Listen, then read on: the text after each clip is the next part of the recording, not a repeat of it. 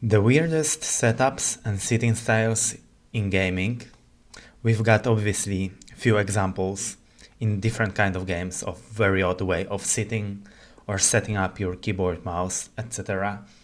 But I think the most popular group in the whole esport industry with the weirdest setups and sitting styles are definitely Quakers. The most common one is the one where you put your keyboard on your lap and you got your mouse on the desk. And we're gonna discuss this one, especially the all variation of this one, because there is many ways of using this setup and sitting style. And we're also gonna dig a little bit into the history of this one, where it comes from, how did it exist back in the days, and how people used it to their advantage. We're gonna discuss also benefits of this sitting style and downsides of this sitting style. So the one where you put your keyboard on the lap, as you see on the picture here, it comes from late 90s, I would say. So many of you wouldn't remember even those times, but it's crazy one and it's a very old one. And it originally it comes from Russia and CIS regions, so all these CIS countries. And back in the days, in for example 2001, 2002, 3, and 4, there were tournaments, LAN events called Asus Cups, and they were taking place mostly in Moscow or in St. Petersburg in Russia, and sometimes there were also those events in Belarus or Ukraine, all those countries. And back in the days, for that times, the prize pool was quite high, and it brought the best players from CIS regions and also from the Europe. And we had multiple of those cups. The most preferable system was having a cup each season. So we get like summer, winter, obviously spring and autumn cups. So we had 4 of them with quite good prizes. If you would walk into one of those events back in the days in 2003 and 2004, for example, you mainly would see, I think you will see like 90% of players there using this sitting style, so having keyboard on the lap, because it was so popular back in the days. And here is Polosati, it's the first Russian legend of Quake, so he was the guru in the very beginning of Quake for all the CIS players. And I think this one comes from him. I think he was the first one who started using it, because the history of this one is like very complicated, and it's nowadays like, people losing their memories and they can't remember how it evaluate and how did all this began. Like there's like multiple rumors how it began, and nobody's sure. Like one of the rumors, when I was a kid, I heard that somebody of the most famous Quake players, Russian Quake players, broke his arm and he was forced to use this one. Similar case was for me when I was very young. I was like 10 years old or something, and I was starting playing Quake. I remember I had like broken elbow, so it was very hard to lift the elbow up and put it on the table. It was my left arm, so the one which I was using keyboard. So I think naturally for me it was also easier to have keyboard on my lap. And back in the days we also had like specific desk. I don't know if when you were a kid, you had like those desks, right, where you put like monitor like above kind of the level of your mouse and like keyboard, or like sometimes you had like this moving second shelf like under the table, which you like pull out, and you had like keyboard and mouse there. So like we were used to like different kind of levels of like mouse and keyboard when we were kids, because like there was different kind of tables than now we have regular tables like with proper sizes. Also, if you would walk into such event like 20 years ago, you would see very tiny tables, so you didn't have like much space.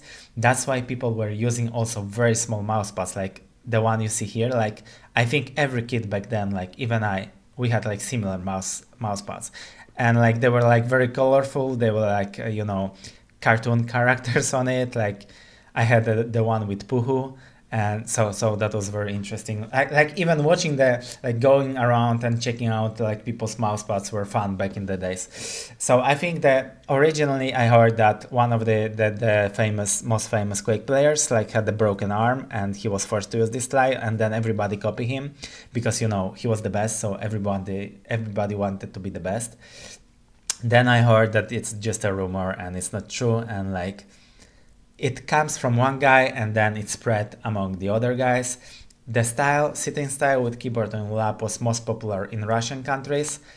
It was very uncommon to see someone from Western Europe or America or like Western world to use this style. The only exception was actually the greatest player of all time for Quake, which is Shane Rafa Hendrickson, an American player who adapted this style, and he was using it as well. And his explanation of this one was that putting your hand on the table stable with your elbow, like your whole arm, and resting like some weight of it on it help you with more stable aim. And I think that's one of the benefits of this sitting style compared to the wrist players. And then you also had like a lot of variations of this style, because like it's not only putting your keyboard on your lap, because we can see Polosati here, and his way of sitting is like very regular, so he's sitting kind of straight, he has like keyboard on his lap, and then his position of his mouse and arm is exactly the same as a player who would have the keyboard on the table, basically. Like we can see that he's like, the way he's holding his mouse, he's using the wrist only for his movement and aim, and his like whole arm is just like, it's hanging in the air. And then there was different variations, so now we see more of a like later years Russian style, so after 90s, after 2000, where we had Unkind like using this. So here we see Cypher. So he kind of like, he kind of twisting his monitor a little bit, and he's sitting under like very little angle, not much, he's almost sitting straight, but very little angle here. And then his arm like is fully resting on the table, and it goes along his like torso, basically. What's interesting, if we look at all the Quake champions, like all the Quake World Champions, and if we look at all the CIS region Quake World Champions, so we had multiple of them, right? We had Unkind, we had Lexer, then we had Cooler, we had Cypher as a world champion, and then we had Evil, who won like some international events, so we can call him like the world champion. All 5 of them, for the majority of their career, they were using this playstyle, so having the keyboard on their lap, which is super interesting, right? We had only 5 of them, and all of them used it. Later on in their career, like when they swapped to Overwatch or playing different FPS games, they kind of switched this style and they were sitting regular with the keyboard on the table, but for majority of time, they were using this one. And Rafa, obviously, as I said, GOAT of Quake, he also used this one. Here we see Young Cooler, and here we can see the back in the days internet clubs, and this is what I was talking about. That's one of the reasons why people were using this playstyle back in the days. Also in Poland, we had a very similar, like see, the space here is like very, very little. And on LANs, especially events, like forced events, when we were organizing them, we couldn't afford big places, big tables, so everybody was like, sitting next to each other, like bumping their elbows, and like it was very hard to, fit with everything you had. So that's one of the reasons why people adapted it. Here we can see another one of those like little mouse pads here, and the guy playing regular here. As we discussed, the benefit of it is like if you're resting your whole arm here, your aim feels more stable, definitely.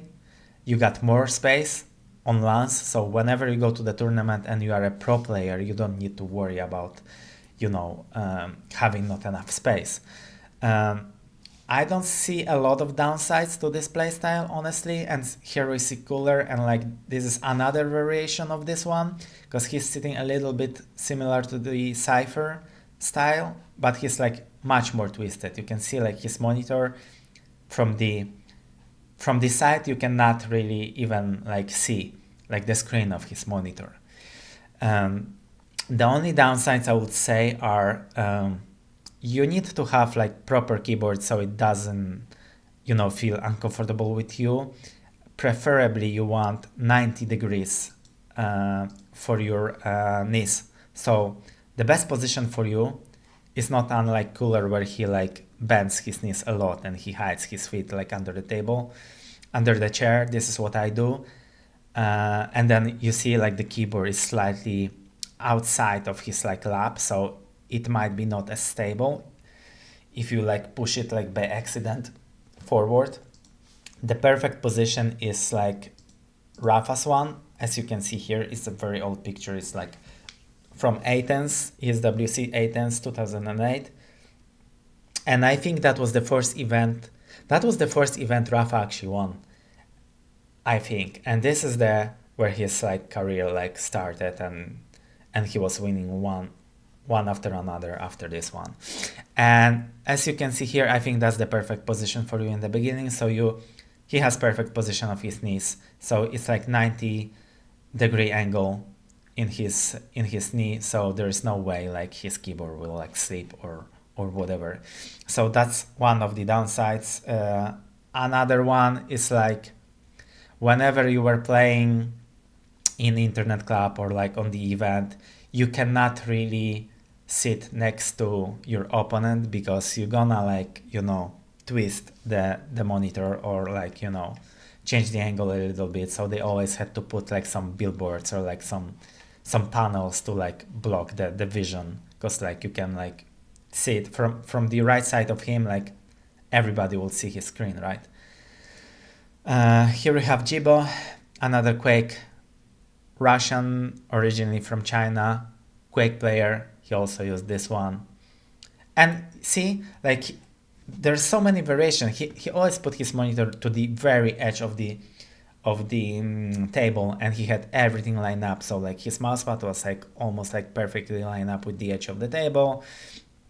His like arm was resting in a way that his arm was like perfectly also like his mousepad matched with the edge of the table. Here we got Cypher. So we had different variations. And as I said, originally it comes from Russia. We don't really see a lot of those nowadays. And definitely we don't see any of those in any other big esport titles like CS, Overwatch, Apex. I think, that's what makes Quake players unique here. Another one, like slightly different variation and also interesting fact. I think the Quake players are the biggest group who used pillows on the events. So when we had event like the Mecca for Quakers and like the biggest event of the year is obviously QuakeCon, and I think this is the most popular, and like even people who are not familiar with Quake as much, they probably heard about QuakeCon. It's like the biggest event. It takes place in Dallas, Texas, USA. And it takes place in a hotel. So usually it's in Hilton. So people who are traveling there to play and like compete, they usually book the night in the same hotel, so in Hilton. So can you imagine like all of those Quakers, like participants and like all of the players like going downstairs, taking elevators, like everybody of them carrying the pillow, at least one, or even sometimes two. How weird it looks from a side for like regular people who are like staying there over the holidays or something. And I don't know why, but it's also like, I think it comes from somebody using it first. I think Cooler was one of the very first ones who was always bringing the pillow to the event, and either he was putting it behind his back, or when the chair was like too low for him and he wanted to elevate his body a little bit, he was like sitting on the pillow or even two pillows. So I remember he always had a pillow on the event, and either he was using it behind his back, like see, Rafa also used it here. So everybody adapted it as well, and everybody was bringing pillows. It wasn't as popular as the whole like sitting style of like having keyboard on your lap, but it was definitely popular. So yeah, long story short, it comes from like late 90s, early 2000s, and the originate of it's not certain and it's unsure. I think it was more of a case of like somebody using it who was really good and then people adapting, and that's why it spread among like the CIS region, because that was the Russian player who was very popular and people adapted, and then we only had a few other Quake players who played like this. I used this style for some time, for like half of my career, let's say, of Quake, and I was winning events, some events like both, like when I had keyboard on my lap and when I had a keyboard on my desk, I didn't see really much of a difference. As I said, if you understand why you using this style and what is the purpose, that you want to really rest the whole arm on your table and stabilize your aim, and the way of aiming is a little bit different, then it's fine. You can also basically put whole of your arm on the table and sit normal. Then you are kinda a little bit forced to like sit like a bit closer to the table and to the monitor, but I think both styles are good. So that's it for now. Thank you for watching. Let me know if you've seen anyone from your friends or group of people you are playing with who using very odd or weird sitting styles or setups. What you think about this one? Did you ever try like a keyboard on your lap? I think it's worth trying because it's like very old school. It looks cool and it might be comfortable for you. Thank you.